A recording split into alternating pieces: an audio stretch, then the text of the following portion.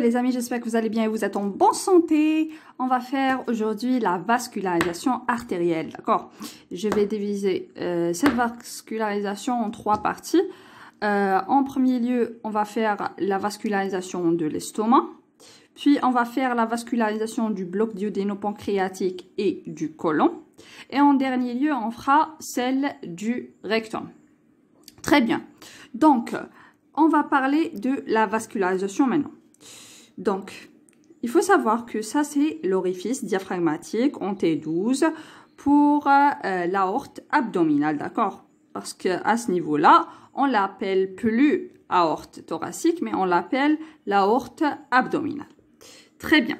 Alors, à ce niveau-là, où va sortir la deuxième branche collatérale qui est transiliaque, parce que les premières branches, ce sera les artères diaphragmatiques.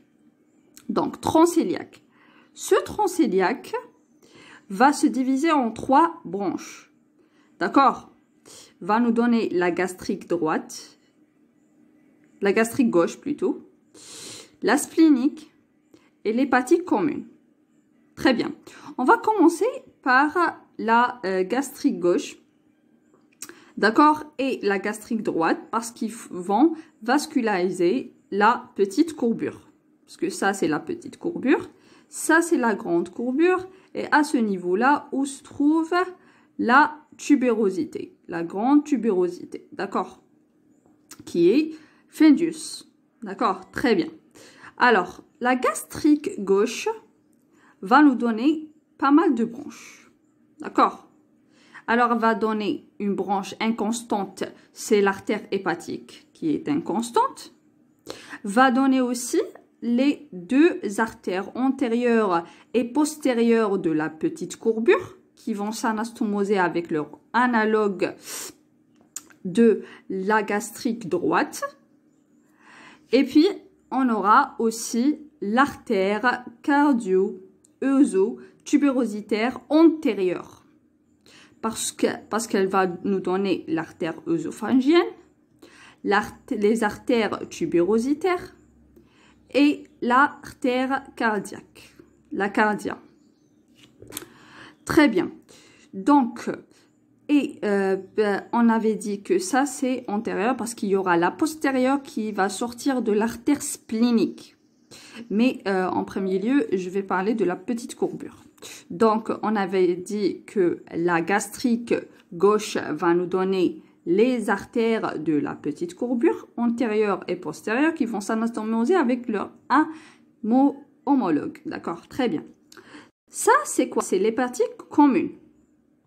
L'hépatique commune va donner la gastro-duodénale. Gastro, parce qu'elle va nous donner l'omontale droite. Et duodénale, gastro-duodénale, parce qu'elle va se terminer par la pancréatico-duodénale. Et puis, alors, elle va se terminer, d'accord? Elle va se continuer, et puis elle va, comment on dit, elle va juste changer de nom. Elle va nous donner l'hépatique propre. L'hépatique propre va donner la gastrique droite. La gastrique droite. La gastrique droite, et puis elle se trouve à ce niveau-là. Donc, elle va nous donner tout ce qui est ici. Donc, tout ce qui est à droite de l'estomac. Donc, elle va nous donner quoi? Alors, ici, c'est quoi? C'est le pylore. Donc, elle va nous donner un rameau pylorique.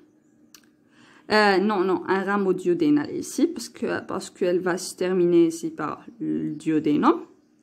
Un rameau pylorique et les rameaux gastriques pour l'antre, parce qu'elle va se trouver ici.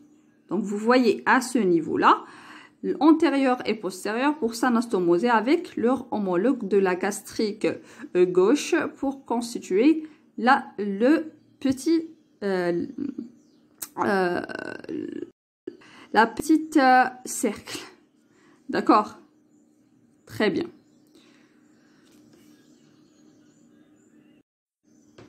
Plutôt la petite courbure. D'accord? Très bien.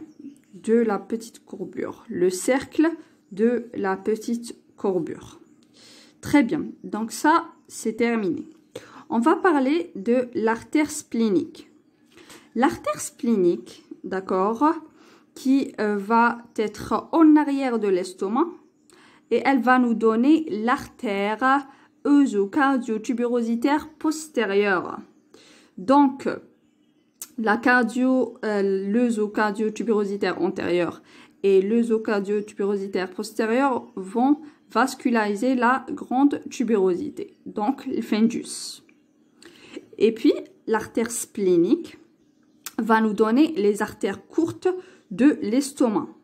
Les artères courtes de l'estomac et elle va se terminer par deux branches terminales. La branche terminale inférieure va nous donner, bien sûr, l'artère épiploïque omontale gauche. Et celle-là va donner des rameaux gastriques. Et puis,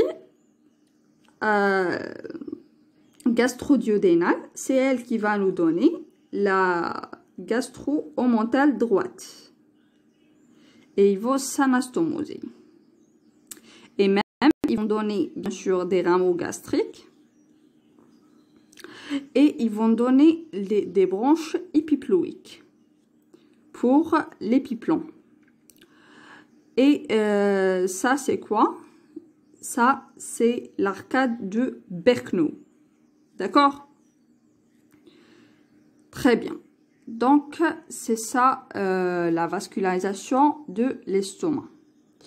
Donc, de la grande courbure, ça sera quoi? Ça sera l'omontale gauche, qui est une branche de l'artère splénique. Plus précisément, c'est la splénique inférieure. Et l'omontale droite, qui est une branche de la gastro-duodénale. Et puis, ceux-ci vont donner d'autres branches, telles que les branches épiploïques. D'accord? Puis voilà. Donc, ça, c'était la vascularisation de l'estomac. On se rencontrera dans une autre vidéo pour la vascularisation du bloc duodéno-pancréatique et du côlon. Merci pour votre attention.